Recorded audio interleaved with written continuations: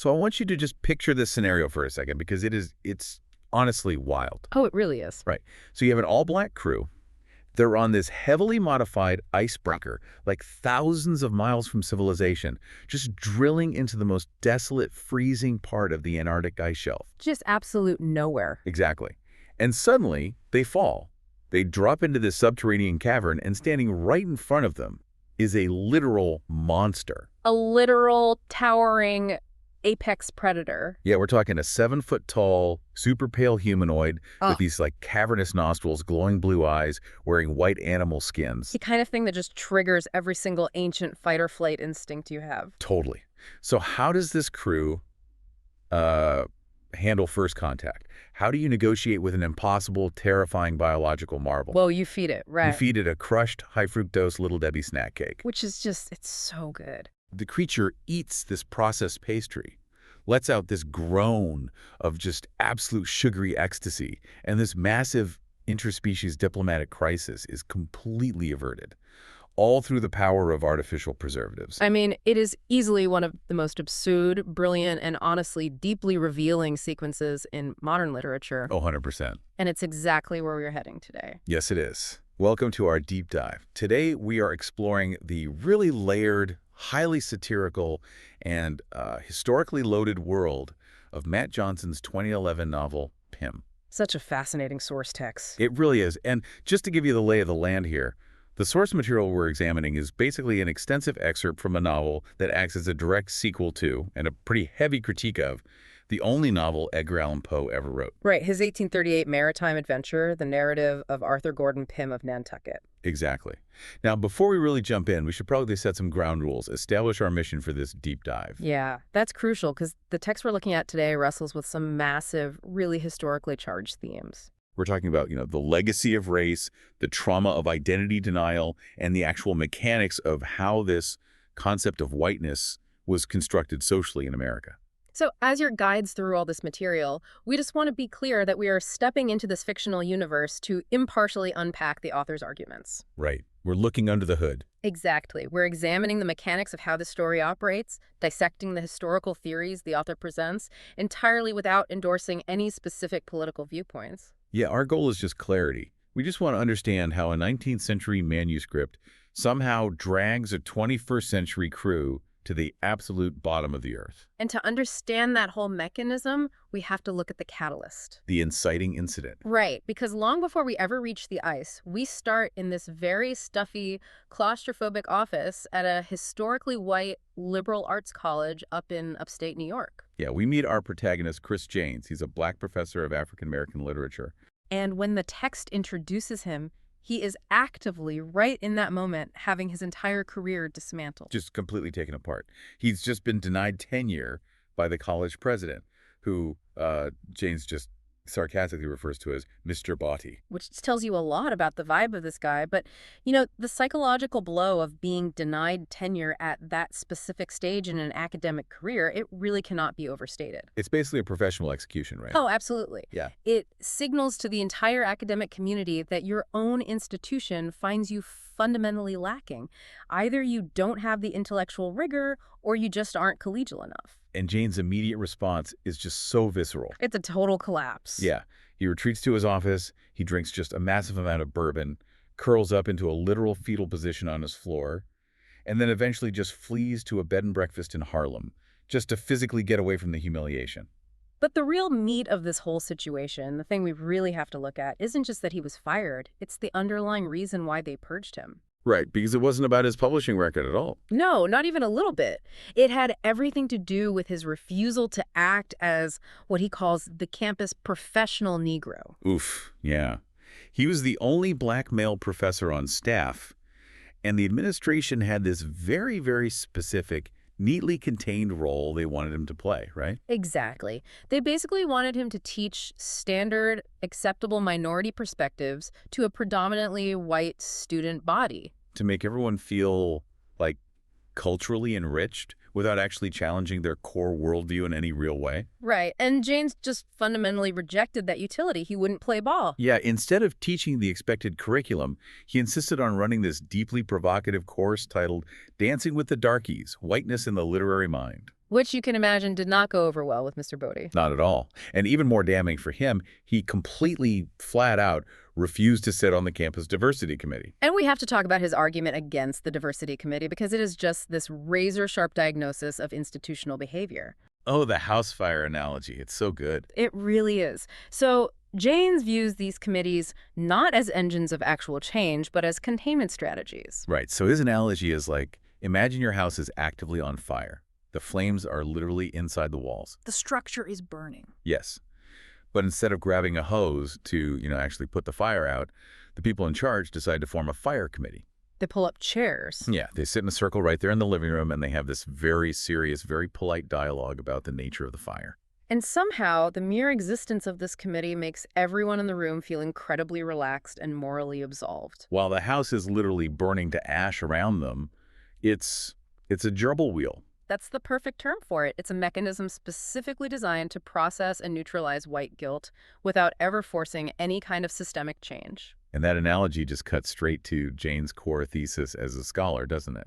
It really does. He's basically arguing that treating race purely as a biological reality or just like a modern political issue is treating the symptom, not the disease. Right. He believes that whiteness isn't just a default human state.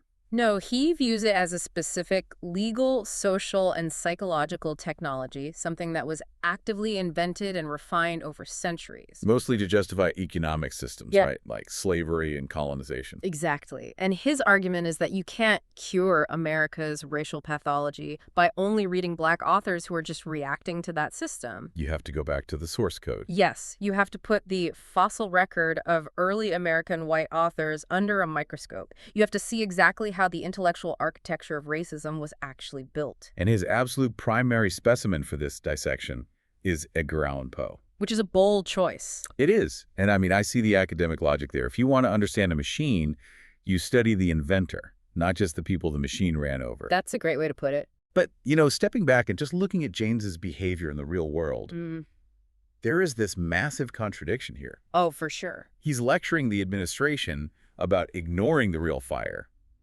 But isn't he kind of doing the exact same thing? How do you mean? Well, he's completely abandoning his living, breathing students. He's ignoring the tangible, modern fight for equality on his own campus. And instead, he's choosing to just bury his head in 200-year-old literary criticism. He's retreating into the 19th century. Exactly. He's running away. Well, the text actually forces Jaynes to confront that exact criticism, and it does it through this really brilliant foil character named Mosaic Johnson. Mosaic, the physical manifestation of Jaynes's obsolescence. Precisely. So after Jones' firing is totally finalized, the campus physical plant staff literally packs up his office, and they leave his rare, incredibly expensive collection of books out in the rain to rot. Just a brutal physical destruction of his intellectual life. It's so sad. It really is. So he's basically bleeding internally from this loss, and he goes to a local bar. And sitting there is Mosaic. And Mosaic he's a young hip-hop theorist, right? Yeah, he's dressed in baggy jeans, performing this incredibly eager, almost militant persona. And this crushing realization just washes over Jaynes. Mosaic is the new hire. He's the replacement. And the kicker is, Mosaic is absolutely thrilled to join the diversity committee. Of course he is. He tells Jaynes he wants to, bring the fight from the inside. And Jaynes tries to warn him, right? He looks at this young scholar and tries to explain the trap they're setting for him. He does. He basically tells Mosaic that the institution is just hiring him to play the role of the angry Black guy. Like it's a performance art piece. Exactly.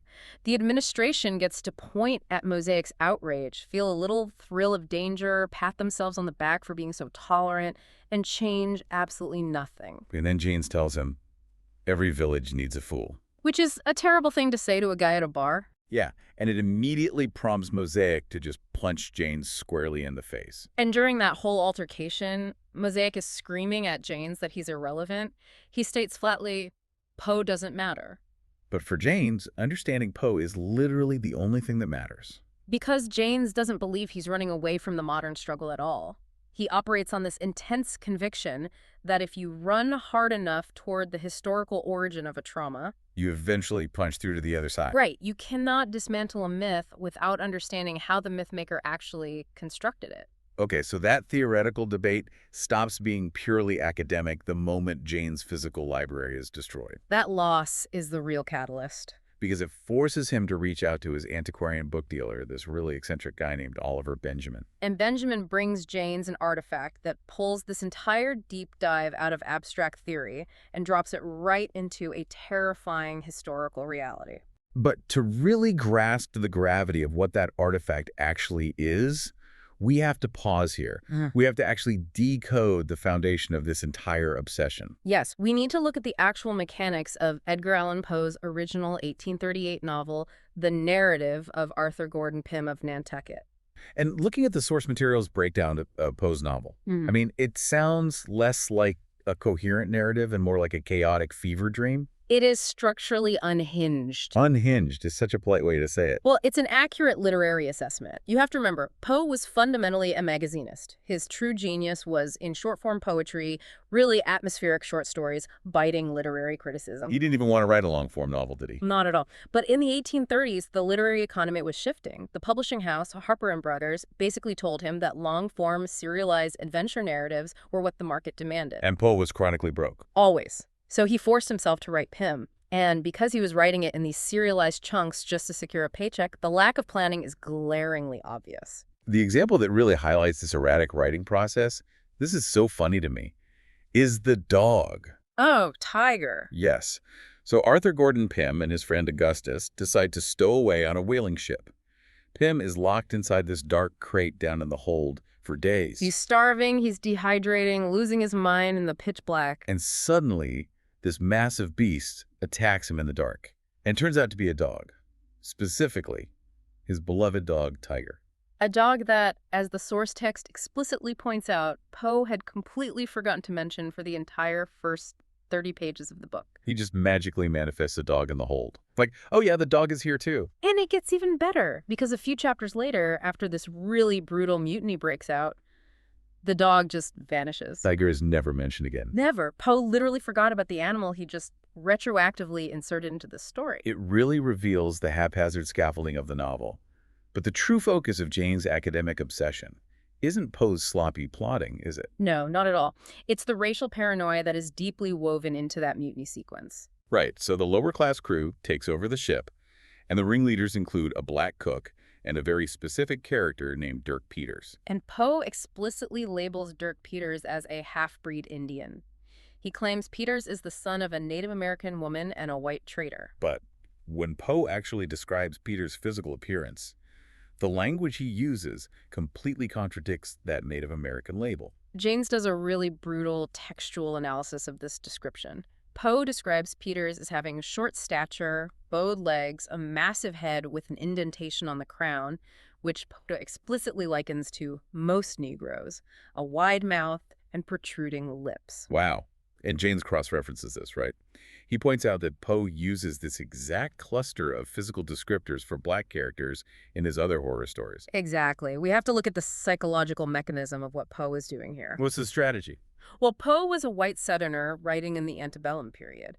He lived in a society completely, utterly reliant on the enslavement of black people. So there's this constant underlying tension. The white Southern subconscious of that era was saturated with the deeply repressed but constant terror of a slave uprising. The fear of violent retribution was omnipresent. Right. And in the narrative, Poe needs Dirk Peters to eventually switch sides, right? To show a shred of what he'd consider white decency and help the protagonist, Pym, take the ship back from the mutineers. Yes. And because of the rigid racial binary of that time, Poe literally cannot conceive of a black man possessing that kind of loyalty or heroism. Oh, I see. So he slaps a Native American label on Peters to justify his eventual cooperation. Precisely. But he physically sculpts him out of all his deepest, most grotesque racist fears of blackness. He creates a monster out of his own societal guilt. And that racial coding becomes even more explicit when Pym and Peters finally regain control of the ship. The ghost scene. Yes, Pym manages to terrify the mutineers into submission by covering himself in white powder and pretending to be a ghost. For relying entirely on the racist trope of the superstitious, simple-minded Negro being paralyzed by a white apparition. It's a literal weaponization of whiteness. Absolutely. So after surviving a shipwreck and resorting to cannibalism. Which is a whole other crazy subplot. Truly. Pym and Peters are eventually rescued by a British merchant ship, and this ship sails deep into the extreme, unexplored southern hemisphere, heading toward the Antarctic Circle. And this is where Poe's imagination stops trying to simulate a realistic maritime journal and just descends fully into mythic allegory. They discover an island called Tsalal. And Tsalal is just a geographical impossibility. Completely. It is an island located in the freezing Antarctic waters, yet it somehow maintains a sweltering tropical climate. And the entire population of the island consists of black people. But Poe takes this far beyond simple demographics. He elevates it to a cosmic absolute. Everything on Tsalal is black. Everything. The inhabitants wear the skins of black animals. They carry weapons made of black wood. The local wildlife is entirely black, even their teeth. Their teeth are pitch black. Yes. And the environment itself enforces this segregation. The water on Tsalal doesn't flow like normal water. It has distinct, separate veins of different colored liquids that absolutely refuse to commingle. Wow. It is basically a geographical projection of the Jim Crow mindset, written decades before those laws even existed. It's eerie. And all the Tsalalians share one unifying instinctual trait. An absolute screaming terror of the color white. Right, so when they see the white sails of the ship or white flour or the pale skin of the sailors, they recoil and scream this specific guttural phrase. Particularly. Yes, togetherly. So the European sailors arrive, and true to the history of Western expansion, their very first instinct is not, cultural exchange. It is immediate commercial exploitation. Obviously. They find massive beds of sea cucumbers biche de mer and decide to set up a processing plant, utilizing the Tsalalians as cheap manual labor to harvest the resource. But the Tsalalian chief, a man named Tuit, recognizes the threat right away. He leads the European crew into a narrow gorge under the pretense of a feast and then triggers a massive orchestrated landslide. Thousands of tons of rock crush the crew. Almost every single white sailor is annihilated in an instant. The only two survivors who manage to hide in a fissure in the rock are Arthur Pym and Dirk Peters. And this survival triggers one of the most fascinating observations Jaynes makes about the fluidity of the whiteness construct. It's a brilliant insight. Because they are trapped on an island of black people who have just violently rejected European colonization. Pym looks over at Dirk Peters, the very same man Poe previously described as a demonic, dark-skinned half-breed. And he notes in his journal that they are now the only living white men upon the island. The boundary of race just instantly recalibrates based on proximity and threat. It's crazy. Yesterday, Peters was this monstrous other. Today, surrounded by Tsalalians, he is suddenly grandfathered into the category of white, simply because he aligns with Pym's survival strategy. It exposes race not as a biological constant, but as an incredibly flexible political alliance. So, Pym and Peters eventually steal a canoe and escape Tsalal. They drift further south into the ice. And this brings us to the notoriously abrupt, confounding ending of Poe's novel. It's infamous. As they are sucked into a massive, rushing chasm in the ice, a gigantic, shrouded human figure rises up before them. The figure is perfectly, immaculately white. The birds overhead are shrieking "Tikalili." And then, mid-scene, the novel simply ends. It just stops. It is the literary equivalent of a cinematic cut to black. Poe never wrote another word about it. And this unresolved ending is the crux of Chris Jaynes' obsession, because most scholars read Tsalal exactly as Poe intended. A paranoid, racist horror story about the savagery of the other and the terrifying destruction of white civilization. But Jaynes looks at that exact same text and performs this really radical act of reinterpretation. He doesn't see a nightmare at all. He sees a blueprint for a utopia. Right. Jaynes looks at the Tsalalians and sees an uncorrupted African diasporic homeland. He asks these huge what-if questions. What if this isn't a story of savage murder? What if this is the story of an indigenous people who recognize the mechanisms of colonialism, successfully fought off their oppressors, blew up the ship, and survived completely outside the timeline of Western history? What if Tsalal is literally the only place on Earth untouched by the pathology of whiteness? It is a breathtaking leap of logic. It really is. But, Yeah. I mean, consider the absolute irony of what Jaynes is doing here. He is a brilliant 21st century black scholar, and he is trying to find his ultimate cultural paradise, his ancestral sanctuary, hidden inside the paranoid, racially toxic scribbles of a 19th century white Southern writer. The irony is thick. It's like desperately searching for the architectural blueprints to a beautiful sunlit home, and the only place you can look is inside the frantic sketches of a man trying to draw a haunted, torturous prison. He is mining poison looking for a cure. Exactly. It's a paradox for sure, Yeah. but it demonstrates how entirely American history is intertwined. You really cannot separate the utopian dream from the nightmare that necessitated it. And this entire theoretical framework, this crazy academic tightrope Jaynes is walking, suddenly snaps into historical reality when Oliver Benjamin arrives at his house. Benjamin places a crumbling, deteriorating 1837 manuscript on Jaynes' table.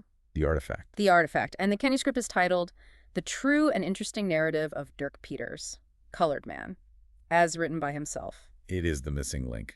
It proves that Dirk Peters wasn't just a figment of Poe's racist imagination. He was a living, breathing human being. And if Peters was real. Then Arthur Pym was real, and the impossible journey to the Antarctic actually happened. Jaynes opens this fragile text, and it immediately shatters the illusion Poe created. The physical manuscript is a mess. The handwriting is described as downright fecal. Wow. It is disjointed, barely legible, written by a man who clearly struggles with literacy, but the content reveals the true, heartbreaking background of Dirk Peters. Because the manuscript completely dismantles that half-breed Indian label Poe gave him.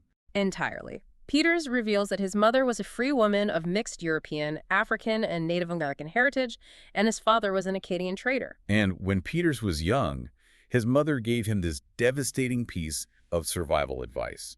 She told him, "You got straight hair, you got light skin. If they don't know you ain't colored, don't tell them." And we really have to unpack the agonizing social mechanics of what she is demanding of her son there.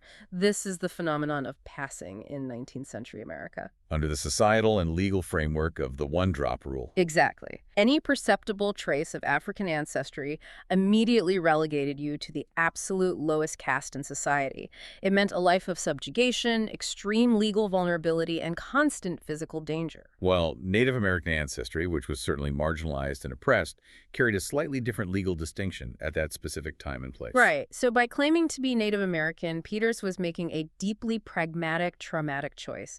He was erasing his true lineage simply to survive the crushing machinery of American racism. And the cost of that survival is really laid bare when the manuscript details a real-life meeting between Dirk Peters and Edgar Allan Poe. Because Peters survives the Antarctic, he makes it back to America, and he realizes he needs someone to help him tell his story. He knows his own writing is barely legible, so he seeks out a professional writer. And he tracks Poe down in a pub in Philadelphia. And the scene described in the manuscript is deeply pathetic and incredibly revealing of Poe's character. Yeah, so Peters approaches Poe, who is severely intoxicated. He's sitting in the pub with his coat literally worn inside out. Peters tries to present his manuscript, but Poe, being a shrewd Southerner who is hyper-attuned to the nuances of racial caste, looks past Peters' straight hair and light skin. He instantly clocks Peters' African heritage. And Poe's very first response is a dismissive, racist slur. He looks at this man who somehow survived the freezing Antarctic and asks, "Who is your master?" It's just brutal. Peters desperately tries to explain that he is a free man, that he was the companion of Arthur Pym. He just wants his incredible story told. But Poe, disgusted by the social reality of the man standing in front of him, completely dismisses him. He literally balls up the manuscript and throws it away. Poe steals the narrative architecture, the stowaways, the mutiny, the Antarctic journey, but he completely erases the humanity of Dirk Peters. He replaces the complex, tragic reality of a man passing for survival with a monstrous, two-dimensional caricature onto which he just projects all his own racial anxieties. So Jaynes is sitting in his house holding this text, realizing he is in possession of a document that could fundamentally rewrite American literary history. He immediately transitions from a literature professor into a historical detective. He sets out to verify the authenticity of the text by tracking down any living descendants of the real Dirk Peters. And this search leads him straight to the Rust Belt. It leads him to Gary, Indiana, and a woman named Mahalia Mathis. Mahalia Mathis is such a deeply layered character. She's an older woman living in this crowded townhouse filled with cats and antique furniture. And she introduces herself to Jaynes with this dizzying list of self-proclaimed titles. She says she's a singer, actor, poet, novelist, dancer, actress, and noted psychic person. She has constructed this very elaborate theatrical identity for herself. But when Jane sits down in her living room and mentions the name Dirk Peters, The facade instantly drops. she is horrified. She tells Janes that growing up, her family wasn't even allowed to whisper the name Dirk Peters. He was the ultimate family shame. And she assumes the shame stems from the fact that Peters participated in a mutiny and supposedly abandoned a white man, Arthur Pym, to freeze to death in the Antarctic. She thinks it's a legacy of maritime crime. But then Janes makes this casual, kind of clumsy academic misstep. He refers to Dirk Peters as an African-American man. And Mahalia's reaction is not just denial, it is a visceral, panicked rejection. She grabs Jane's hand with this crushing grip. She vehemently denies any African heritage in her bloodline whatsoever. She starts rattling off this absurdly specific, highly romanticized list of ancestries. She says she's Greek, Hopi, Crow, Blackfoot, Chinese, Danish. She looks Jane's dead in the eye and insists, I ain't got no kind of Africa in these bones. She is fiercely protecting the exact same survival myth that Dirk Peters constructed 170 years earlier. The lie has been passed down for so many generations that it has calcified into her absolute reality. And this deep-seated delusion leads to what has to be the most tragicomic, gut-wrenching scene in the entire narrative. Because to prove her lineage to Janes, Mahalia invites him to a meeting of the Native American Ancestry Collective of Gary. The setting of this meeting is crucial. It takes place in a sterile, local community center. The room is filled with Black Americans who have adopted various markers of indigenous culture, turquoise jewelry, beaded moccasins, headdresses. And they have all collectively paid for a DNA testing program administered by a local university. Their goal is to finally secure the biological proof of their Native heritage, which would allow them to apply for official tribal recognition and all the associated benefits. They're looking for scientific validation of their family myths. So the university professor arrives with a stack of manila folders containing the results, and the tension in the room is just suffocating. The professor's clearly deeply uncomfortable with what he has to do. He stands at the front and gently breaks the news. He explains that, statistically, the group as a whole possesses an average of about 6% Native American DNA. Which he explains is entirely standard for the African-American population on the East Coast due to historical intermingling. And the room just erupts in furious denial. The collective illusion shatters. But amidst all the anger, one woman in the back of the room opens her folder and screams in triumph. She possesses 32% Native DNA. And Mahalia Mathis, maintaining her dignified psychic persona, assumes that the high percentage must be a mistake, that the 32% was clearly meant for her. Right, so she confidently opens her own manila folder, and she reads the breakdown. She is 75% African, 23% European, and exactly 2% Native American. The biological truth hits her so hard. The destruction of her entire constructed identity is so absolute that she physically short-circuits. She literally faints, just collapses right onto the hard linoleum floor of the community center. It is a moment of very dark satire, but you really have to look at the historical trauma anchoring the joke. The desperation to not be Black in America. Exactly. The absolute necessity to escape the social penalties of that caste was so intense that it warped the oral histories of entire families for centuries. Mahalia wasn't just lying to Janes. She was the victim of a multi-generational survival strategy. And the sheer physical weight of that trauma arrives on Janes's doorstep a few months later. Because Mahalia Mathis passes away, and her estate sends Janes a package. It's a massive, beat-up styrofoam cooler sealed with packing tape. He cuts it open, probably expecting to find some old theatrical props, maybe a psychic turban or some journals. Instead, he pulls away the packing material and finds a human skull staring blindly up at him. Mahalia's estate sent him the literal skeleton of Dirk Peters. A letter attached to the cooler explains the horrifying truth. Her family had secretly dug up Peters' grave back in 1849. They exhumed him simply to hide his physical remains. They were terrified that a phrenologist or a doctor might examine his bones and expose the family's African lineage to the world. And in her final note, Mahalia begs Janes to take the bones, find a Jewish doctor with better equipment, run the DNA test again, and finally redeem her ancestor. Think about the gravity of that for a second. It's staggering. Consider the immense, suffocating weight of carrying a family's secret so deeply shameful, so terrifying, that a family would dig up a relative's skeleton and hide it in boxes and coolers, moving it from closet to closet for over a century and a half. It is a literal skeleton in the closet, entirely created by the pathology of race. It perfectly validates Jaynes's assertion that whiteness and blackness are profound psychological constructs that warp human behavior. But the manuscript and the skeleton give Jaynes something far more practical than just historical validation. They give him a map. Yes.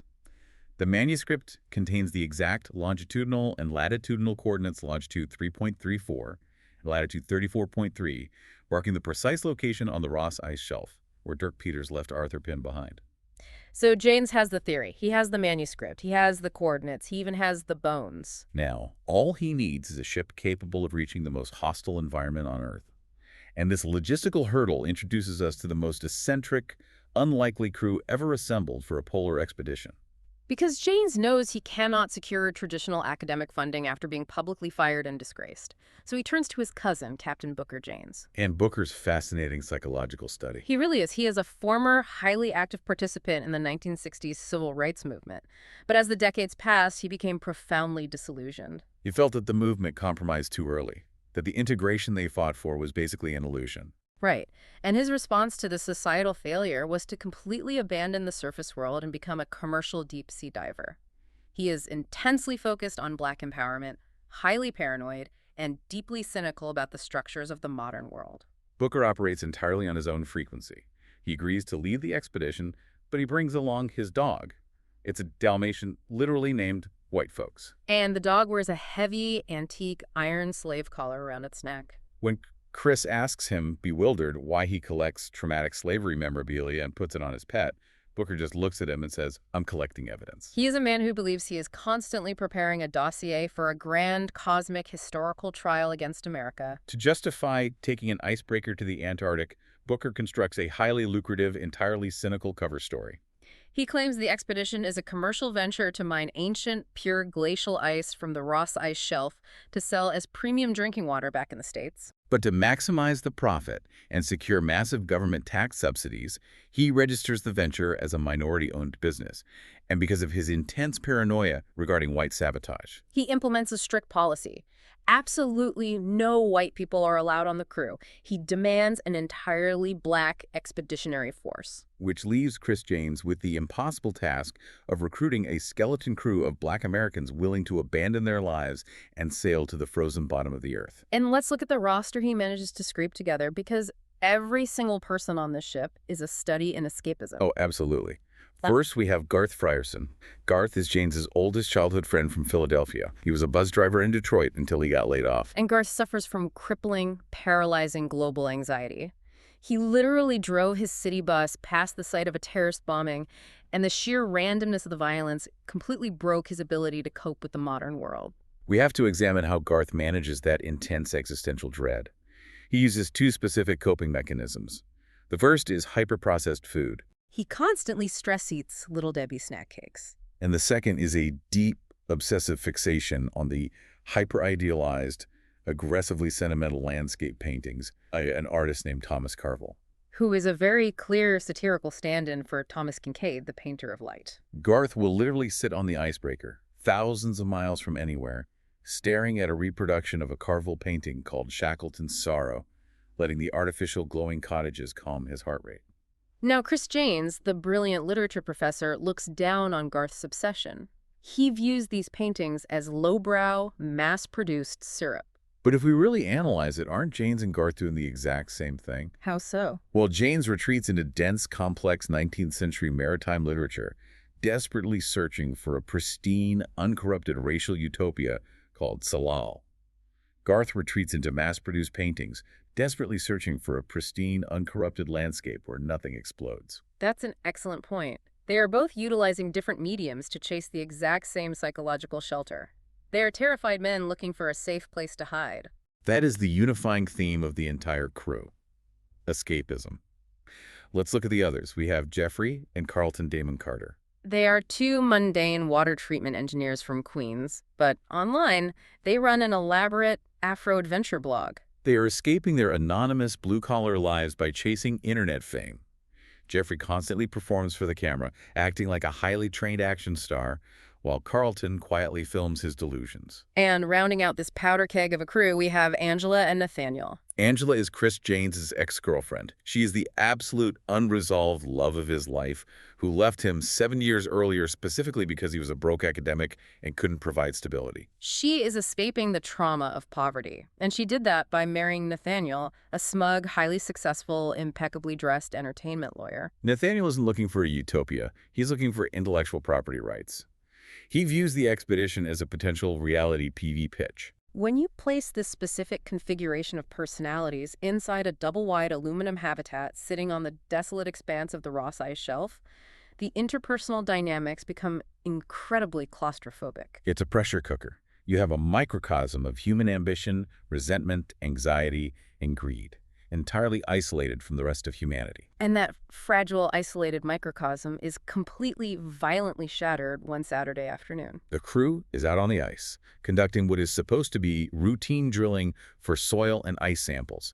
They have a massive drilling rig attached to an all-terrain vehicle. Suddenly, the ice beneath the rig simply gives way. The entire machine drops through the shelf, revealing a massive, terrifying crater the size of a Texas house. It is a sheer drop into the pitch-black abyss below the ice. The physical disaster on the ice is immediately compounded by a psychological disaster when they return to the base camp. They walk into the communal area and find the rest of the crew standing in absolute paralyzed silence, staring at the satellite television. The television is broadcasting a live feed of a synchronized global apocalypse. Terrorist bombings are detonating simultaneously in major cities across the entire planet: Tokyo, Paris, Berlin, London, New York. The news anchors are panicked. The footage is just rolling smoke and destruction. The world they left behind, the society they were all trying to escape or exploit, is quite literally burning to the ground. The juxtaposition the author creates here is chilling.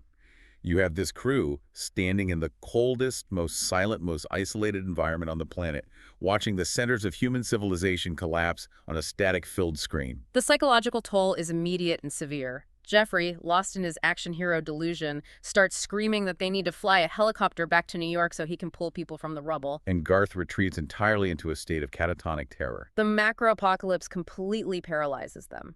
But Captain Booker Jaynes steps in with an intense, almost sociopathic, forced pragmatism. He walks over to the television and simply unplugs it. He looks at his terrified crew and tells them that the world above is gone, there's absolutely nothing they can do to affect the outcome, and therefore their only priority is survival. And survival, in his mind, dictates that they must go back out into the freezing cold and retrieve their incredibly expensive drilling equipment from the bottom of the crater. He forces them to focus on a micro problem to prevent them from losing their minds over the macro horror. It is a desperate assertion of control. They trudge back out to the edge of the abyss, and Jeffrey, desperate to prove his worth and capture heroic footage for his blog, insists on being the one to rappel down into the dark to attach a harness to the fallen drill. He hooks himself to a winch, strikes a pose for Carlton's camera, and jumps over the edge. But because he's an engineer from Queens and not an action star, he miscalculates the drop. He lands with incredible force directly on top of the precarious drill. The impact triggers a secondary structural collapse.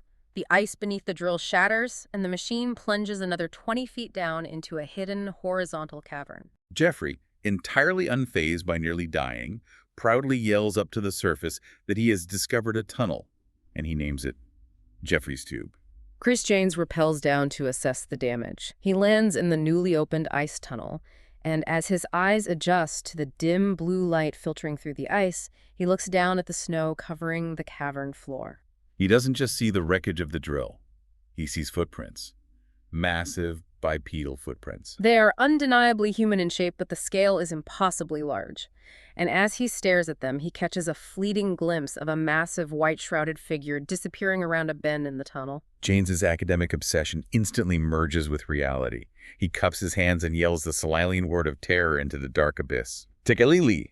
He scrambles back up to the surface and frantically tries to explain to the crew what he just saw. He tells them there is an unknown, giant species living under the ice shelf. And we must examine how the crew processes this impossible information. Because they do exactly what humans always do. They force the unknown into their pre-existing frameworks. Garth, consumed by his geopolitical anxiety, insists it must be a secret military bunker or a terrorist cell hiding in the ice. Jeffrey, driven by a bizarre religious narrative he picked up online, decides it must be the lost 12th tribe of Judah. But the reaction that truly steals the scene, the reaction that perfectly encapsulates the satirical brilliance of Matt Johnson's writing, comes from Captain Booker Jaynes. Oh, this is so good. Chris Jaynes is trying to articulate the majesty and terror of discovering a towering biological marvel, an apex predator living in a frozen subterranean world. And Booker Jaynes, the militant, paranoid deep-sea diver, squints into the hole and immediately dismisses them. He says, it's probably just some ugly, big-headed, honky albinos, or maybe some inbred Vikings who got lost. It is an incredible moment of satire. The author is highlighting how deeply constrained we are by our own earthly taxonomy. They are facing a literal monster, a creature that defies all known biology, but Booker Jaynes' worldview is so rigidly defined by American racial conflict that he cannot perceive an alien species. He can only process them as a variation of white people, up to no good. He reduces an existential wonder to a racial slur. It shows that we drag our baggage with us, even to the bottom of the world. Driven by a mix of curiosity and the need to retrieve their equipment, they arm themselves with climbing gear and ice axes, and they venture into Jeffrey's tube. They navigate deeper into the subterranean labyrinth. The walls of the ice cave emit a strange, haunting, electric blue luminescence. The silence is oppressive. And then, echoing off the ice, they hear a sound. It's heavy, labored breathing. It sounds like a massive wounded animal lurking in the dark. The tension in the narrative is at its absolute peak. They are walking into the lair of the unknown. They turn a corner in the tunnel and the source of the breathing is revealed. They achieve first contact. Sitting slumped against an ice wall is one of the creatures. It is an absolute behemoth, an albino humanoid standing over 7 feet tall, draped in thick white animal skins. It has a massive, blocky head, cavernous nostrils, pale, unblinking blue eyes, and yellowing stains around its mouth. It is the physical manifestation of Poe's darkest, most paranoid nightmare. And what is this terrifying mythical beast doing when humanity finally encounters it? It is holding the crushed, high-fructose Little Debbie snack cake that Garth had nervously dropped on the ice earlier. And it is absolutely gorging on it. It is consuming the processed cake with guttural moans of absolute ecstasy. The absurdity is just phenomenal. You have this massive buildup of dread, the expectation of a violent clash with the ultimate other, and it completely deflates into a scene of a monster experiencing a sugar rush. Garth, realizing that his stress-eating habit just became their only diplomatic leverage, frantically pats his parka down, searching his pockets for more cakes like his life depends on it. He tosses another piece of pastry to the creature, nervously mumbling, "Yum, yum," like he's an extra in a terrible 1950s B-movie. The creature eats it, its eyes widen in joy, and peace is officially established. The creature slowly stands up, towering over the crew. It reaches out with a hand that Jaynes describes as feeling like cold, hard leather, and gently takes Jaynes by the arm.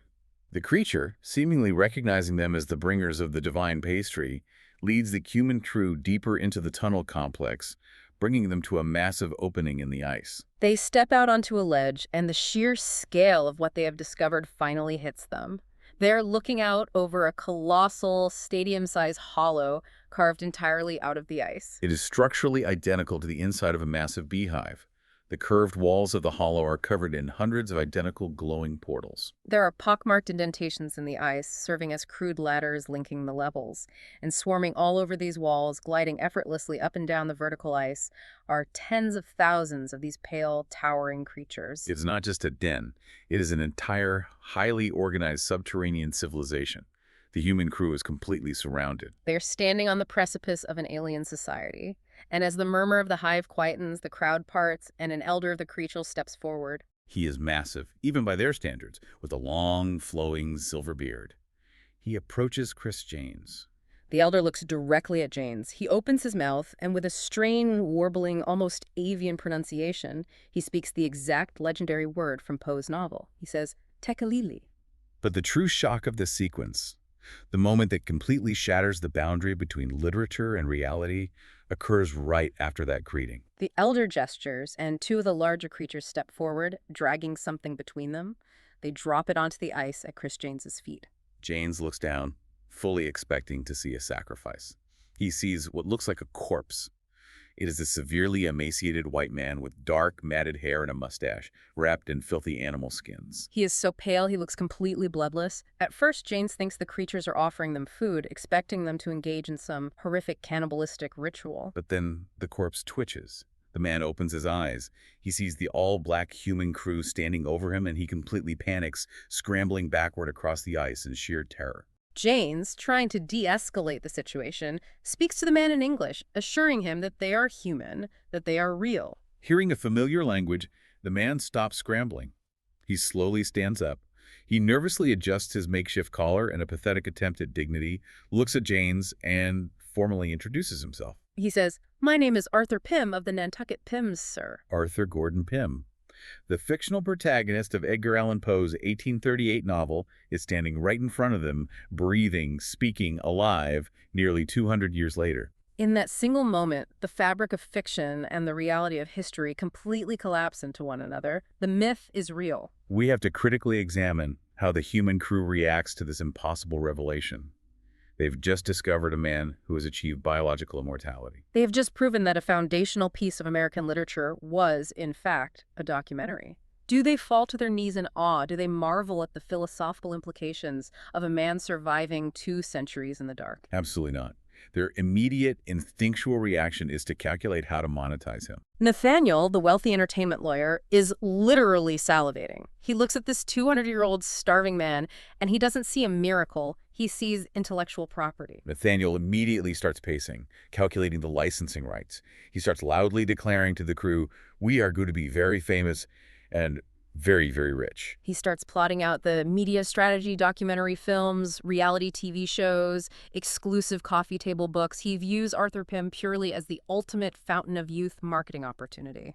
It is a devastating, razor-sharp critique of modern capitalist impulses. I have to use an analogy here because it highlights the utter depravity of the modern mindset. Go for it. Imagine you're exploring a deep cave and you stumble upon an actual fire-breathing mythical dragon, an impossible creature of legend. Okay, I'm with you. And instead of being struck completely silent by the sheer majesty of the universe, instead of feeling a sense of cosmic wonder, your very first thought is pulling out your phone to calculate the current market value of dragon scales by the ounce. It exposes how our deeply ingrained self-interest instantly commodifies the miraculous.